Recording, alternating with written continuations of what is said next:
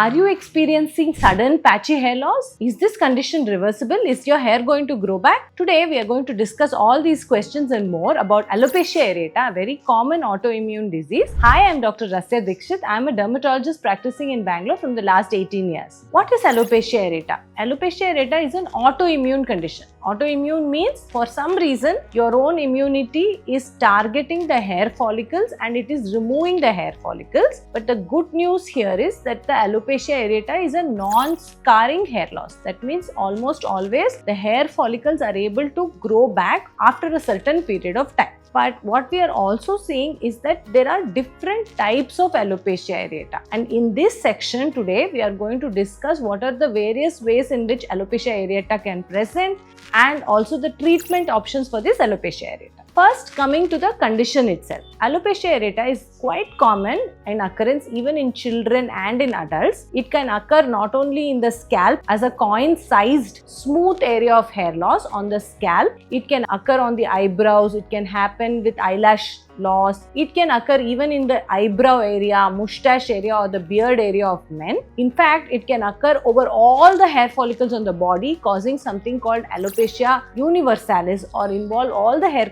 follicles on the scalp called alopecia totalis. Now, like we spoke about what is the cause of this alopecia areata. It is an autoimmune condition. Our immunity has targeted the hair follicle cells and it is removing it. The other common reasons why you could have alopecia areata is a very onset of very severe stress. We also see it very commonly with other autoimmune diseases like thyroid disease as well. Now, what is the treatment of alopecia areata? Though alopecia areata is a self-limiting disease, that even if you don't treat it, the hair follicles do grow back. If you have more than one patch of alopecia areata, if you have multiple patches of alopecia areata, or if you have alopecia which is involving the whole scalp or other regions of the body, you may need to be on other medications including topical and oral steroids, injectable steroids, and you may also need to take immunomodulatory medications like methotrexate, cyclosporin, JAK inhibitors to make the hair to grow back. Very interestingly, nowadays we are seeing more and more of alopecia areata, especially post the COVID epidemic, which seems to have triggered off more and more autoimmune conditions. If the patch is single and limited, we like to treat it with the intralesional steroid injections. This allows the hair to grow back very quickly. In addition, we do advise you to follow stress relief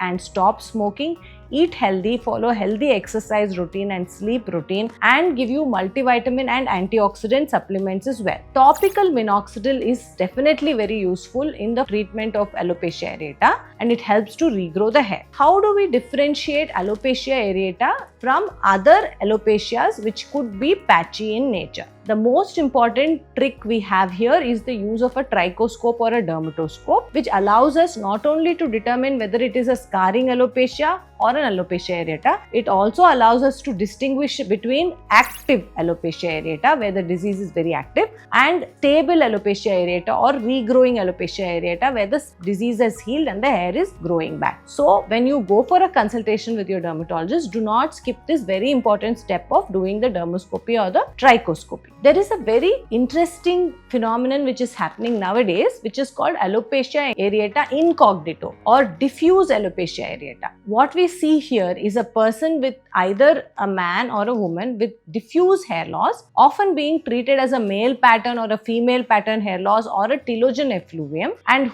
after treatment with vitamins, minoxidil, the patient is just not improving. When we do a scalp biopsy, we are able to find out that there is actually a diffuse alopecia areata or alopecia areata incognito. These people need to be treated with JAK inhibitors, with oral steroids and more medications than the patients with just telogen effluvium or male pattern hair loss. So what is the importance is that if you have a patchy hair loss, don't dismiss it as a fungal infection or something that the hair will grow back. It is important to go and get diagnosed, and the diagnosis is quite simple.